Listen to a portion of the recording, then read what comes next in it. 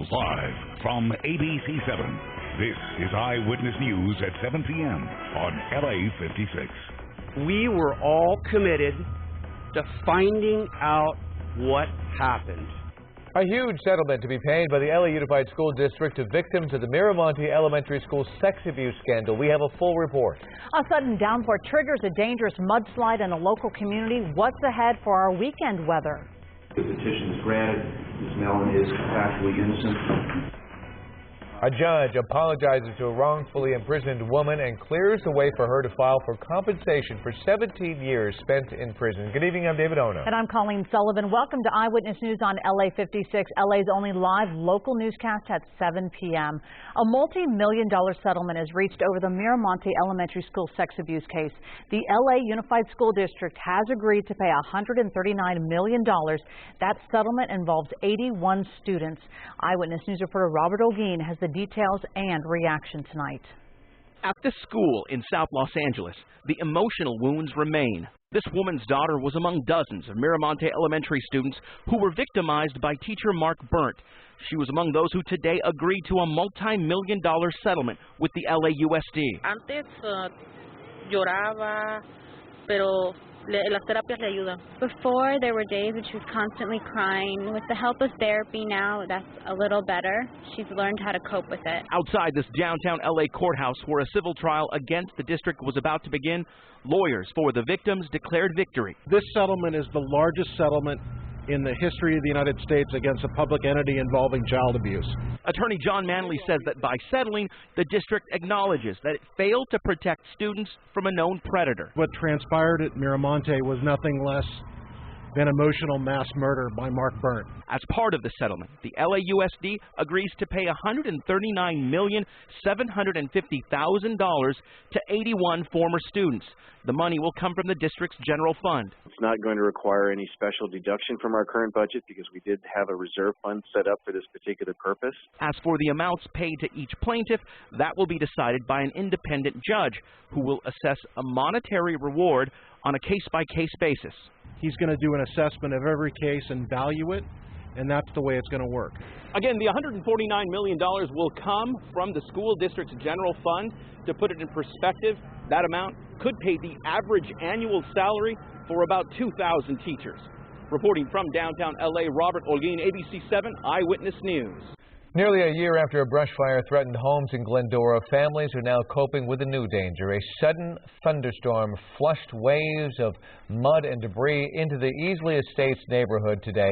Workers spent all day trying to clean up the mess. Firefighters say the January Colby fire is to blame after it stripped the hillside of vegetation. They say the area will be vulnerable to slides for the next 3 to 5 years. We're having thunders now. Eyewitness Steve Pilcher shared this video of the wild weather in Big Bear and Sugarloaf. They had snow, thunder, and lightning. He posted the link to our ABC7 Facebook page using the hashtag ABC7Eyewitness. The mountains received a good dusting. Any precipitation is welcomed in Big Bear, where the lake's level has fallen significantly during this historic drought. It's also good news for local ski resorts. And let's check in with meteorologist Jonathan Novak to see what we can expect for this weekend. Hi, Jonathan. Hey, Colleen. Hey, David. Hey, folks. A dry night tonight. A dry weekend ahead. We're talking about winds, though, from this point on. First, live Mega Doppler 7000 HD. Dry conditions tonight. Some of the rainfall totals look like about a tenth to the 0.15 inches. And we saw that one storm right around Glendora. Yes, and we saw about half an inch to an inch of snow accumulate around Big Bear. Temperatures, in the meantime, are holding steady right around 64, 65 degrees from L.A. to the coast. You head over to the mountains, right at freezing at Big Bear. Cold night for you ahead, right with 35, 62 in Ojai, and up top, Edwards at 54.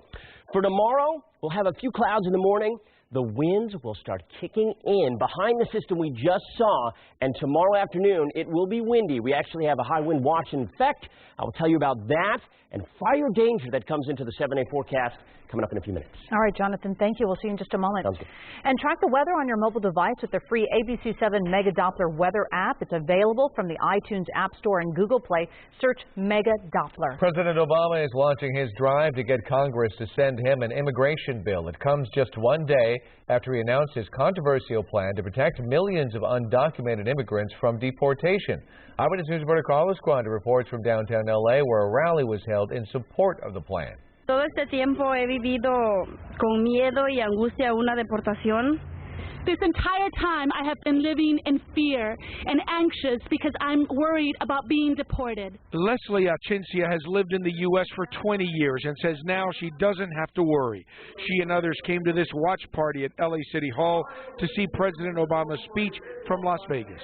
You pass a background check. You are willing to pay your fair share of taxes. Then you're going to be able to apply to stay in this country temporarily without fear of deportation. After the speech, hundreds gathered outside for a rally. Today, we're celebrating a huge win for our community. And for those that stand to benefit, it's going to transform their lives forever. The president's controversial plan is temporary. It provides 3-year relief for millions of undocumented people who have lived in this country for more than 5 years and have children that are U.S. citizens or legal residents. What this does is this brings millions of immigrants out from the shadow and into the fabric of our society. The executive order is not amnesty and does not provide a pathway to citizenship. At another rally in front of the federal building, protesters say it is now up to Congress to act for comprehensive reform. About the 6 million or more undocumented immigrants that will not receive any legal relief under this executive presidential order. Republicans have criticized the president's actions, and immigration activists know it will now be harder to get any bill through Congress. Reporting from downtown Los Angeles, I'm Carlos Granda, ABC7 Eyewitness News. A jury has recommended the death sentence for a man who shot his ex-girlfriend and lit her on fire in front of her 5 children. Tyrone Hartz was convicted last month of murder, attempted murder, and child endangerment in the 2011 case. Prosecutors say he sneaked into Brandy Morales' home and shot her. Her son grabbed a knife and tried to help, but Hartz shot at him and missed. When Hartz lit Morales on fire, the children tried to put out the flames with cups of water. Morales died of burns and a gunshot wound. A judge will sentence Hartz on January 30th. A woman who spent 17 years behind bars for a crime she didn't commit is one step closer to beginning her new life. A judge found Susan Mellon factually innocent, a ruling that is rare. Ms. Mellon is factually innocent. And with that, 59-year-old Susan Mellon can start putting the past 17 years behind her. Mellon was convicted in the 1997 killing of a Lawndale man. But the group Innocence Matters investigated her case and discovered she was found guilty based on the testimony of a notorious liar. On October 10th, Mellon was released after a judge overturned the conviction. I feel really badly about what happened to you, and I'm sorry. Smiling as she left the Torrance courtroom with her family and attorney, Mellon describes what she felt when the judge ruled in her favor today. I just wanted to cry and just my emotions and overwhelmed, and that I finally got the justice that I deserved. With the declaration of factual innocence, Mellon will now be allowed to go to the California Victims Compensation Board, where she can recover $100 each day she was wrongly incarcerated. When Mellon went to jail, 2 of her children were in elementary school. She said she cried every night in prison, but never lost faith she would be reunited with them. I'm going to be with my family Thanksgiving and Christmas, and I think what a better time to get home and be with your family for the holidays. It's going to be great. She gets to spend time with her kids and me, and I enjoy taking her to church on Sunday. Pretty awesome. As for what Mellon plans to do now, she is full of optimism. I'm just got a new adventure, a new life, a new beginning, and it's huge, and I just thank God for reversing my destiny. Mellon is entitled to nearly $600,000 for the 17 years she spent in prison for a murder she didn't commit. More Bill Cosby shows are being canceled as additional women come forward alleging the comedian sexually assaulted them many years ago. But Cosby is still performing, and his performance overnight for a women's group ended with a standing ovation. More from ABC's Elizabeth Vargas. The 77-year-old comedian making a classic married couple joke at a performance last night in the Bahamas for a women's charity event. You find yourself, the longer you're married, say, can I just say one thing? Cosby is still scheduled to perform tonight in Melbourne, Florida, but at least 4 other venues have canceled. This as women continue to come forward with accusations against him. The latest is Therese Serenese, who says when she was just 19, Cosby gave her pills which made her pass out and then sexually assaulted her. What do you remember after taking those pills? Wish I wouldn't have took the pills. Who would dream that would happen to them? But Therese says she did stay in contact with Cosby off and on for years and continued a sexual relationship. So everything you did after that first night sounds like not only was it consensual, but you were the one who instigated it. I would say I never was an active participant in any sexual intercourse with him. I was taken advantage of. Cosby's lawyers did not comment on Serenese, but they have dismissed previous allegations, saying that accusers are, quote, coming out of the woodwork with fabricated or unsubstantiated stories. But this growing chorus of alleged victims is harder and harder for Cosby to ignore. I'm sorry I put myself in circumstances where I should have known better, but he had no right to do that. Again, that was ABC's Elizabeth Vargas reporting, and tonight before his show in Melbourne, Florida, Cosby told the reporter, quote, I know people are tired of me not saying anything, but a guy doesn't have to answer to innuendos. People should fact check. People shouldn't have to go through that and shouldn't answer to innuendos. Well, moving on, our resident elf, Garth Kemp, and his helpers and area firefighters have been stuffing buses since 4:30 this morning for our ABC7 Spark of Love toy drive. And many of you came out to the Los Cerritos Center in Cerritos to donate toys and gifts for needy children. And we have a new record. We stuffed 10 buses with donations this year. We can't thank you enough for your support and your contributions. And if you missed out today, you can still help make a donation online at abc7.com/sparkoflove. Or join Garth and his friends for the next Stuff a Bus on Friday, December 5th in Ontario. It was a great day out there today, that's for sure. A school shooter's mystery mailings and why the gunman sent packages to several people before launching his shooting spree. And now some of those packages have turned up. Plus a dangerous encounter with a grizzly bear caught on camera. We're going to show you what happened next. And this story. We got the house. A celebration after a local couple was able to repurchase their foreclosed home.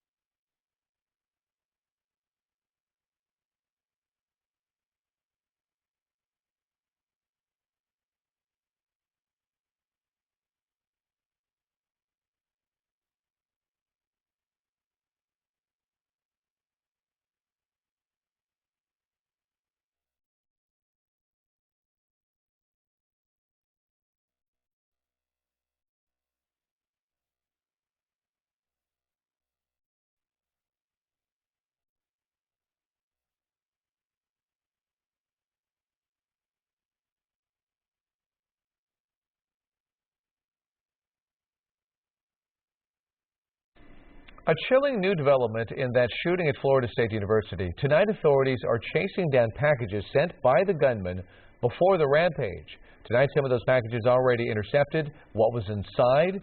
Here's ABC's Ryan Owens.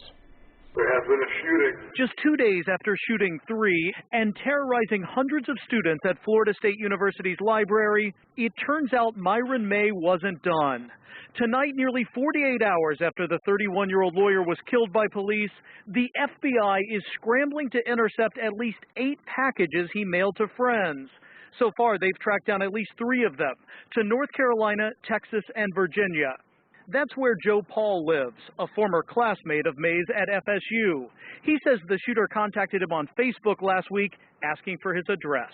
We sent him our mailing address, thinking it was maybe a wedding invitation. Just hours before the shooting, he says May contacted him again, telling him the package would arrive today. He asked for our information because maybe he was sending us a manifesto. Authorities won't say exactly what's in the packages, only that they are not a danger to the public. Police here in Florida suspect he was mailing writings and videos, claiming the government had been tracking him. Police say those rambling journals and videos don't provide much of a motive, at least not one that makes any sense.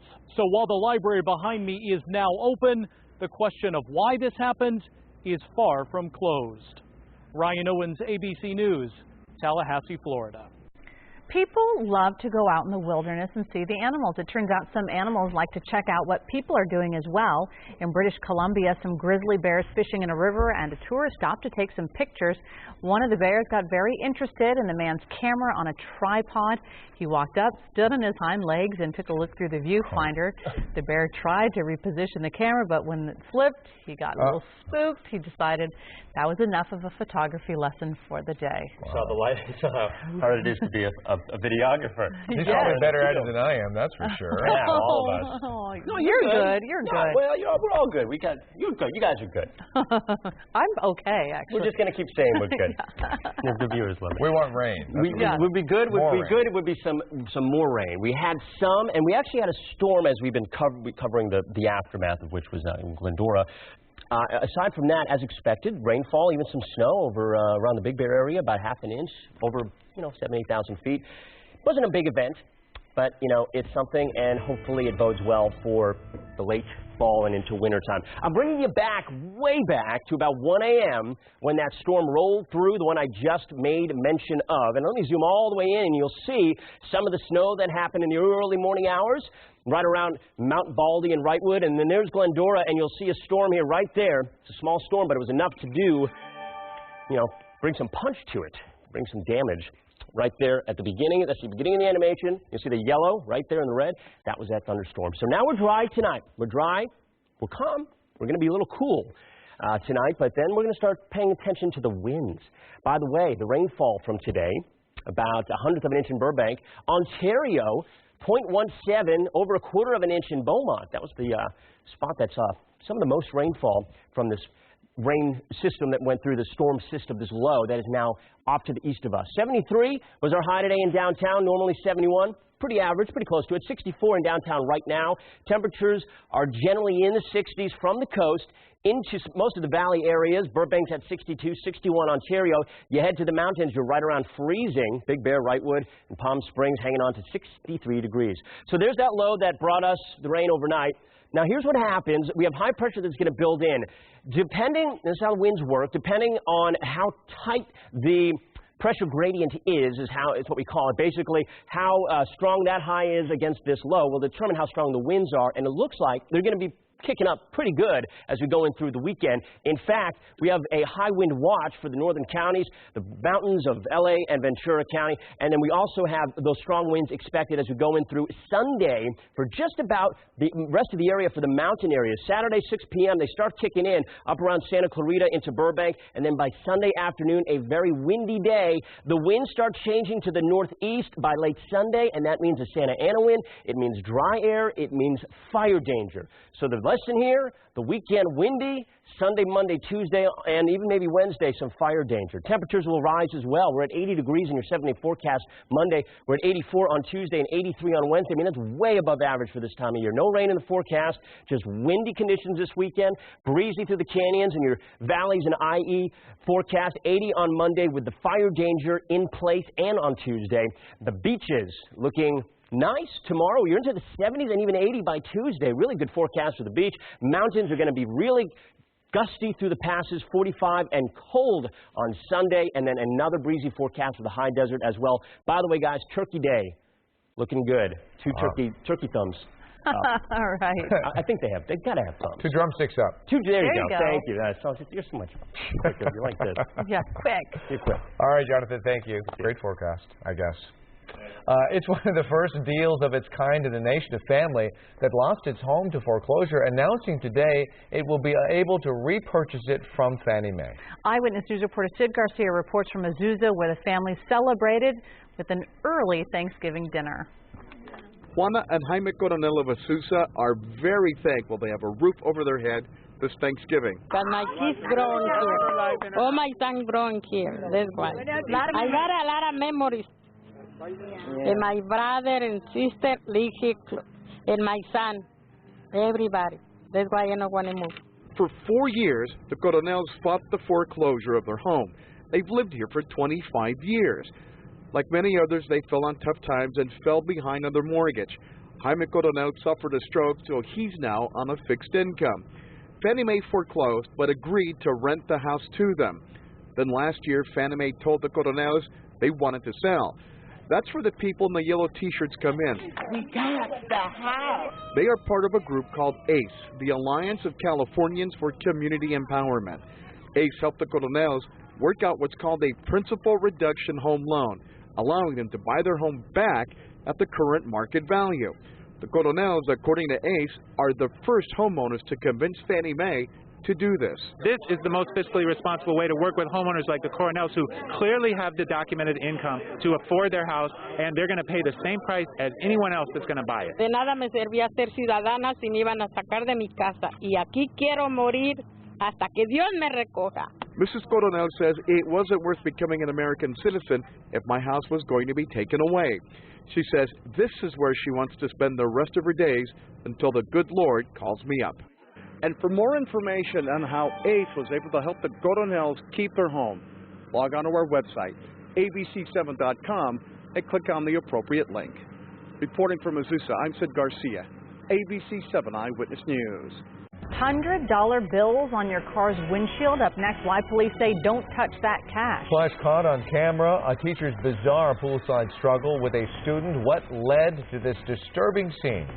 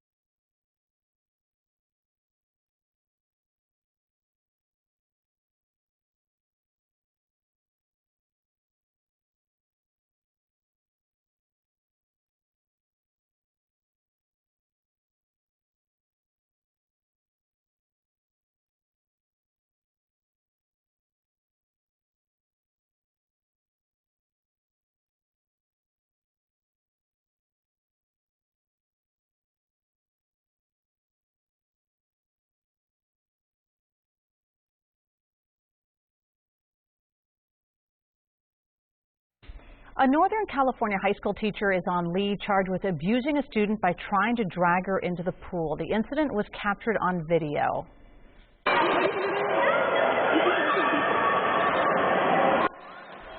An attorney for the 14-year-old says she didn't want to get into the pool because she had just had her hair done for an event happening later that night. The Stockton teacher is charged with misdemeanor corporal injury to a child. A disturbing scam popping up in parking lots has investigators spreading the word to try to make sure that you don't fall victim this holiday season. Police say scammers are leaving what looks like $100 bills on car windshields. But the lure of the cash is just a setup for a carjacking. That's because victims often try to reach for the fake money with their car running and door open. That split second of opportunity is all that's needed for the carjacker or the carjacking to occur. Apparently they just jump right in, push you out of the way, jump in your car. That's scary. So just drive away with it and just take it off later. Wow. Well, I think people think that it's going to blow off their windshield if they keep going. So they quickly try to get out there and grab it. Crazy. All right. Well, we are updating the evening's top stories next here at 7:30. Including tensions rising in Ferguson, Missouri as the grand jury gets closer to a decision in the police shooting of unarmed teenager Michael Brown. Trash piling up in a local neighborhood for years, so why can't the city do something about it? All next on Eyewitness News at 7:30 on LA56.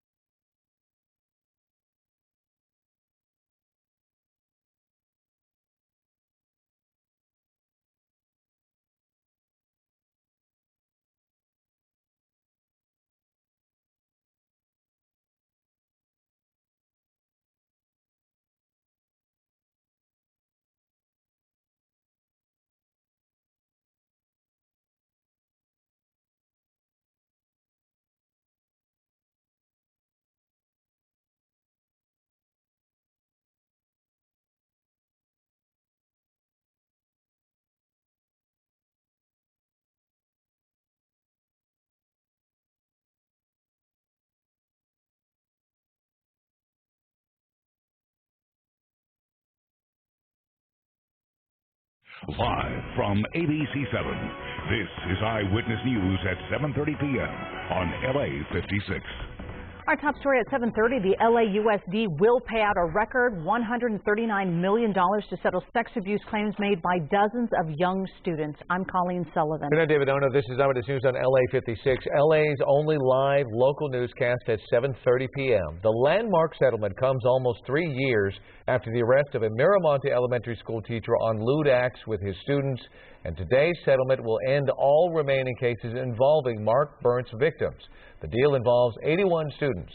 The amounts paid to each plaintiff will be decided by an independent judge. Another big story tonight, the wait for the grand jury decision in the summer's fatal police shooting of an unarmed black teen. President Obama says his message to Ferguson tonight is to keep protests peaceful. ABC's Marcy Gonzalez is outside the courthouse in Clayton, Missouri with the latest. We're told the grand jury, which has been meeting here since August, is still in session. And now the FBI is sending 100 more agents to this area to be ready in case there are any problems once the decision is announced. Tensions starting to build in Ferguson, Missouri. 3 protesters arrested last night as this community anxiously waits to learn if Officer Darren Wilson will be charged in the shooting death of unarmed teenager Michael Brown. Ahead of the grand jury's decision, Brown's father, my name is Michael Brown, Sr., shared this public service announcement, pleading that there not be a repeat of the violence and clashes between protesters and police that shook this community in the weeks after the shooting. Hurting others or destroying property is not the answer. No matter what the grand jury decides, I do not want my son's death to be in vain. Today, Attorney General Eric Holder released his own video explaining that police have been given new guidelines for how to keep the community safe while allowing protesters to exercise their constitutional right. The Justice Department encourages law enforcement officials in every jurisdiction to work with the communities that they serve to minimize needless confrontation. Ferguson's police chief says his officers are trained and fully prepared for the unrest they're expecting once the grand jury releases their ruling. We're preparing for the worst, but we're really hoping that the leadership that's coming out to protest, if they do, is going to try to keep it peaceful. We still don't know when the grand jury's decision will be announced. It could be as soon as this weekend, and so some schools in Ferguson will be closed early next week as a precaution. In Clayton, Missouri, Marcy Gonzalez, ABC7 Eyewitness News. A new report out today describes missed opportunities to treat the man who carried out the Newtown, Connecticut school shootings in 2012. A review of Adam Lanza's educational and mental health background shows the school system enabled his mother to accommodate rather than to treat his disabilities. The report also points to Lanza's easy access to assault weapons as a critical factor in this tragedy. It recommends universal screening of children for mental health needs until they are 21, along with better training for educators on mental health issues. A brazen break-in is caught on camera at an indoor garden center in Tarzana. Take a look. The owners of Tropical West Designs says the young man broke into the store early yesterday morning. You can see him put his flashlight in his mouth as he heads behind the counter. It's unclear what he got away with, but owners are hoping someone might recognize the suspect from the video and call police. A window washer survives after falling from an 11-story building and onto a moving car in San Francisco's financial district. Police say the man and a co-worker were adjusting the cables on a platform. Somehow the man fell and landed on a moving Camry, caving in the roof of the car. He was rushed to San Francisco General Hospital with critical injuries. The car's driver was not hurt and told police he felt something hit his car. At first he had no idea what happened. I didn't know what it is. So I pulled over and got out of my car, and I see the guy on the street, so I went there to help him out. I saw something blue falling and hit the car, and then it rolled off, and I realized it was a person. Police say the man was lucky to land on the car because it broke his fall. Funeral services today and tomorrow for murdered ISIS hostage Peter Kassig. Hundreds turn out to honor the Indiana aid worker at a mosque in the Indianapolis suburb of Fishers. Muslim prayers were offered at the services. Kassig converted to Islam during his captivity. The former Army Ranger was captured last year while providing humanitarian aid to war refugees in Syria. He was executed last week by ISIS militants. LA Mayor Eric Garcetti is spending his second day in Beijing as part of his Asia trade mission. He attended the Clean Technology Forum, touting that Los Angeles businesses can be a resource for China as it tackles environmental challenges. Garcetti shared ideas on sustainability, urbanization, and technology.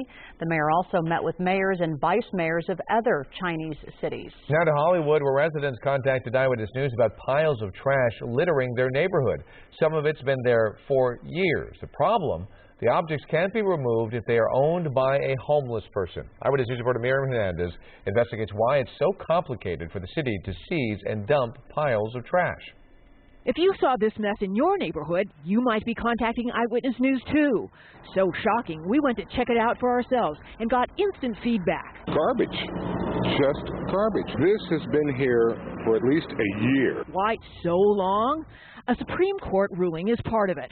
LAPD and other city agencies are prohibited from removing property if it is attached to a homeless individual, which this is, according to an outreach worker. Frances is 72 years old.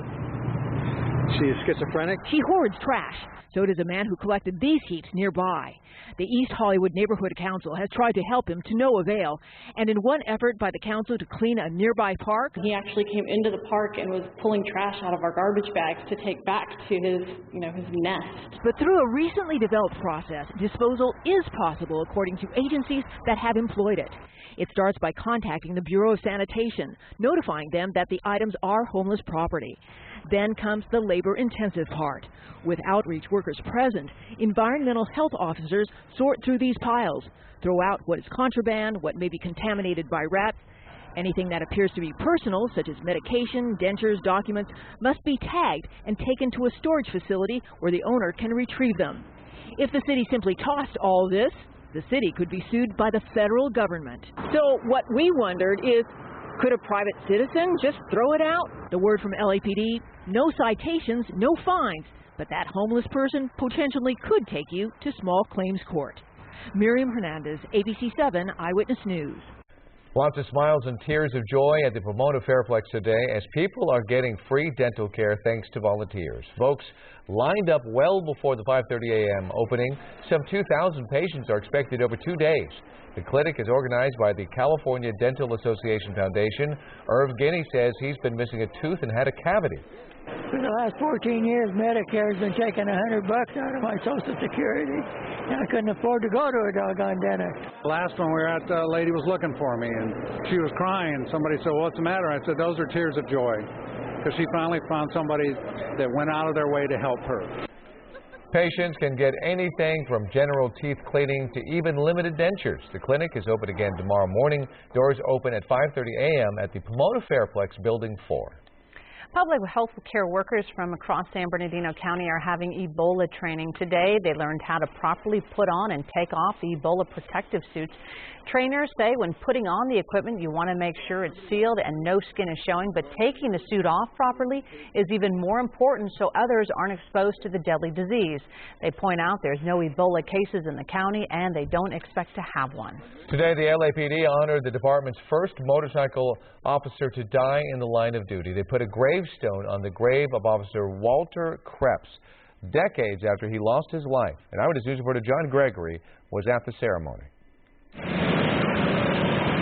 For the LAPD, it's a chance to right a wrong almost 100 years in the making, remembering a fellow officer killed in the line of duty back in 1916 and then for some reason buried in an unmarked grave. We are here today to mark in time the sacrifice of Officer Krebs.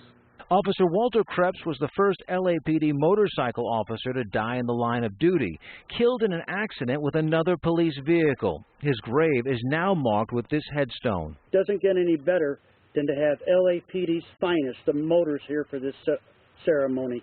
At police headquarters, there's another memorial for Krebs that includes a replica of his Indian motorcycle. The technology's come a long way for motorcycle officers from 1916, but the job's harder too, in large part because of distracted drivers. With technology nowadays, we find that people try and do more and more every day, and part of that is either their cell phone or their tablet or, talking on a hands-free device or whatever the case may be. But driving is probably one of the most dangerous things that the motoring public will do. From 1916 to 2014, riding a police motorcycle on the streets of LA has always been a challenge, and that's why these officers say it's so important that no one is ever forgotten.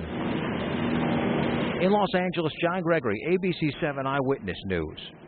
Up next, the shopping secrets you need to know before heading out to those outlet malls. Plus, could your lack of sleep be putting your life at risk? What you need to know about catching those Z's. All right, we had a storm system roll through. We had some rain, but behind it, Beautiful late afternoon. Now, we have the wind to look forward to.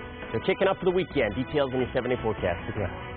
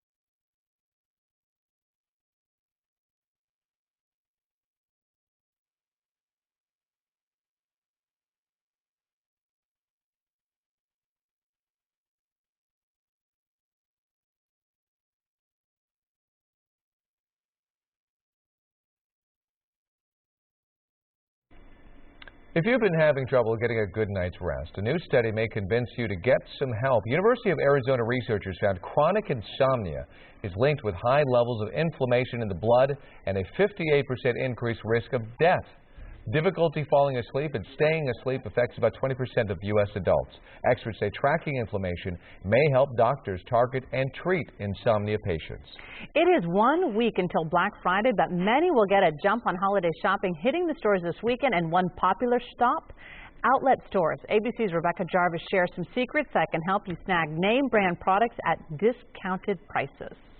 They're a top destination for millions of Americans, with prices typically about 25% less than what you'd find in a traditional store. So how do you bag a bargain at the outlet mall this holiday? Be prepared. Know what the prices are. So when you come to the outlets, you know if you're getting a deal or not. First tip, know what you're buying. 85% of the merchandise is made specifically for those outlets. Take a look at this at Banana Republic and The Gap. These 3 diamonds and 3 squares on their labels mean it's made for the outlet. They're not hiding it. At Brooks Brothers, the manager was happy to show us how to tell the difference. So anything with the 346 label is going to be produced for the factory stores. Specifically for them. Correct. She says finding it here means you can expect the Brooks Brothers seal of approval. Is the quality in a Brooks Brothers store versus a factory store the same? Absolutely. So the fabrications will often be very similar, the color stories and the trends. Second tip, outlets aren't just for clothes. At the Bose outlet, you can find the same electronics you'd get in stores, but at a big discount, like these refurbished speakers, $50 off original price. Third, double up on discounts using the outlet coupon books and apps that'll help you spot the secret sales. They give me an additional $20 off something. Wow. Just because there's this app. Wow, we need the app. And finally, you can skip the trip altogether and now hit a number of these outlet stores online. And again, that was ABC's Rebecca Jarvis reporting. Those are some good tips. Yeah, I didn't know that stuff. I'm going to forget them all, too. Next thing you know, give them all my money. Meteorologist Jonathan Novak has your complete weekend forecast coming up next. Plus in sports, can the Lakers make it 2 wins in a row in Dallas? Highlights coming up. And play ball. Angels fans knock one out of the park in a drive to end hunger.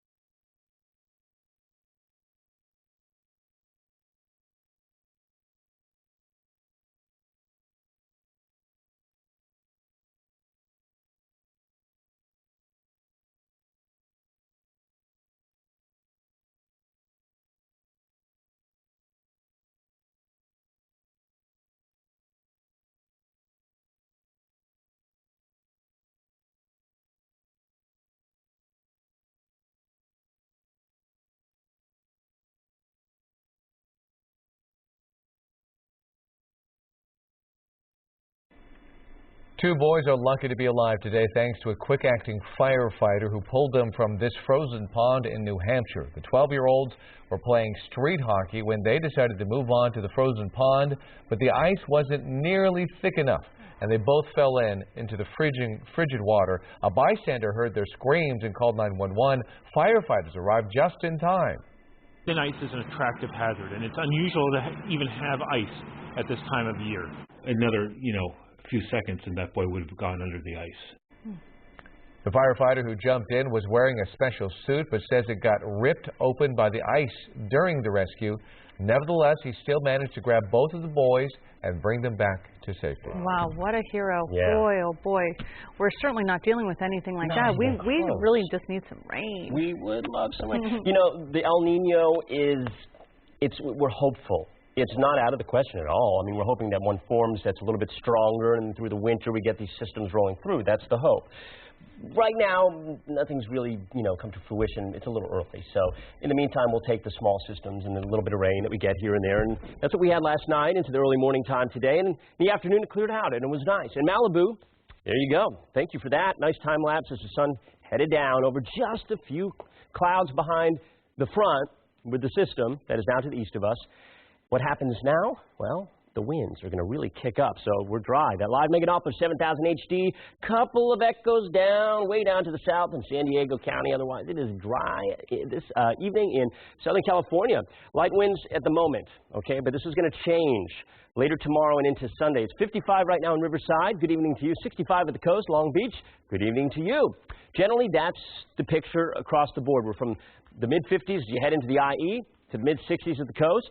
The mountains right around freezing right now. That's your current temperature. So off to the east, here's that low that brought us the rain overnight. Now it's off, heading into portions of, eventually New Mexico over the next 12 hours. Really, it's going to be moving there and into West Texas. But for us, on the back side of it is going to be a high pressure building in over here, and we see those winds, there's the low, and we see those winds around high pressure go clockwise and counterclockwise around the low.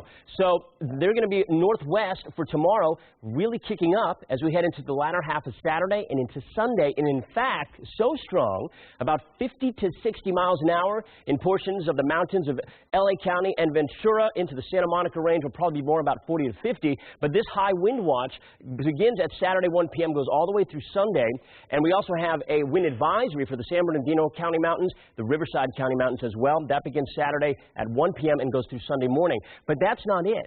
Once we get past Sunday, let me show you what happens. This is the future rainfall and the wind forecast, not to show you the rain because we're not getting any here in the short term, but look at the winds change from the north to the northeast by Sunday late afternoon. That's a Santa Ana wind, and we're going to have some gusty Santa Ana winds for several days, late Sunday into Monday and Tuesday, and probably into Wednesday. That means not only windy conditions, warm conditions, dry conditions, and fire weather danger for the beginning of the work week. Highs tomorrow around 70 in LA, the upper 60s to lower 70s in the IE. Your 7-day forecast for LA Metro and Orange County shows a breezy weekend.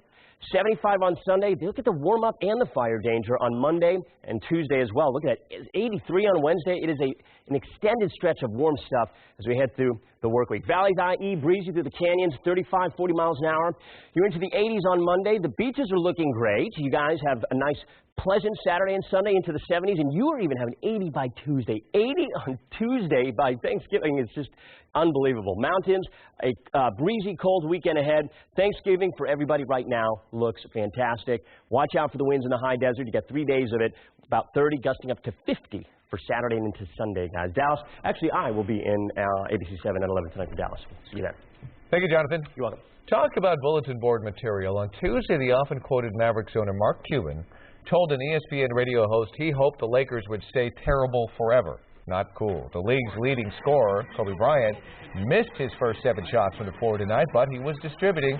The Mamba with a pretty feed to Wesley Johnson for the Texas-sized throwdown. The Lakers led by 3 early. Meantime, check out Dirk Nowitzki. His free throw was 1 of 19 points tonight, but this has to drive the coach crazy. On the inbound, the Lakers fire it right to Jay Crowder, and that hurts Mark Cuban's pride and joy. Put a beating on the Lakers, winning this one 140 to 106. The Bruins and Trojans are just part of the equation on ABC7 tomorrow. At 12:30, Boston College will try to derail Florida State's 26-game winning streak. And then USC and UCLA clash right on KABC at 5 p.m. You can watch both on your Watch ABC app. Sports Zone will follow, and we'll have live post-game interviews from the Rose Bowl.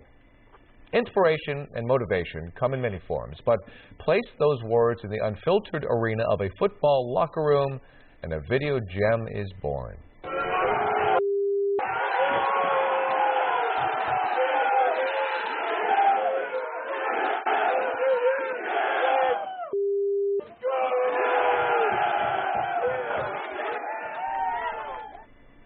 That is Duke assistant Chris Hoover losing his noodle before the Blue Devils game with North Carolina. Unfortunately, the Heels crushed the Dukies 45-24. Finally, you've heard of parents protecting a professional athlete or celebrity from blowing through a lot of money, but former King Jack Johnson has declared bankruptcy after saying his parents have wasted $30 million of his life savings. In federal court records, Johnson says bad loans and financial fraud are to blame. In one instance, Johnson says his parents purchased and defaulted on a $6 million property in Manhattan Beach. Call it a field of dreams. Some of the Angels' biggest fans got a chance today to hit, pitch, and catch balls right on the Angels Stadium field. It was all for a very good cause, and Orange County reporter Greg Lee has the story. 11-year-old Maximilian Molino loves the Angels. He owns the jersey, hat, even glasses to prove it. Now he can say he's played on the same field as his heroes. At my Little League fields, it's not like the same. It's not like the same dirt. It's not like the same grass. Max and hundreds of others came to Angels Stadium for the ultimate fan experience and to support a good cause hosted by the team's groundskeepers. Donate some canned food or money, and you can take batting practice, play in the outfield, even take a tour of the clubhouse. It makes us feel great at the holidays, and we raise a lot of food, and then people coming here, you know, they get to donate some food, but they have a lot of fun doing it. All the proceeds go towards helping Second Harvest Food Bank of Orange County feed families this holiday season. Last year, they collected 4 tons of food. They hope to do even better this year. People walk up, and I mean, with every dollar they're spending, they're feeding somebody, and it's awesome. The food drive continues on Saturday and Sunday from 8 a.m. to 4 p.m. at the stadium. In Anaheim, Greg Lee, ABC7 Eyewitness News. And more news straight ahead here at 7:30 and ahead tonight on Eyewitness News at 11 on ABC7. Comedian Bill Cosby performs in Florida tonight. You might be surprised by the reaction, plus what his attorney is saying tonight about the new allegations. And how many drinks is really too many? The groundbreaking new study on the difference between a social drinker and an alcoholic. These stories and all the late-breaking news on Southern California's #1 late newscast, Eyewitness News at 11 on ABC7.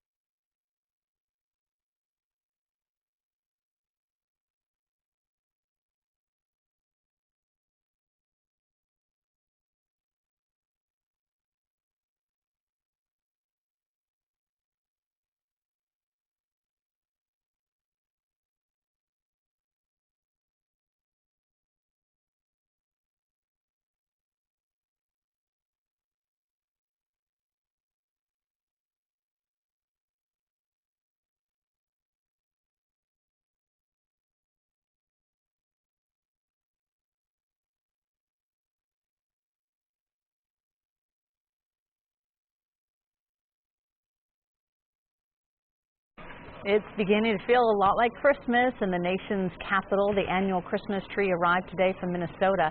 The 88-foot-tall white spruce was cut down last month, and it will be set up on the lawn of the Capitol and decorated before the lighting ceremony on December 2nd. Journalists covering Prince William and Duchess Kate's U.S. visit next month should be prepared to dress to impress. According to the official website of the British monarchy, those covering the royals' formal engagements must adhere to a dress code, and that means a jacket and tie for men and trousers or skirt suit for women.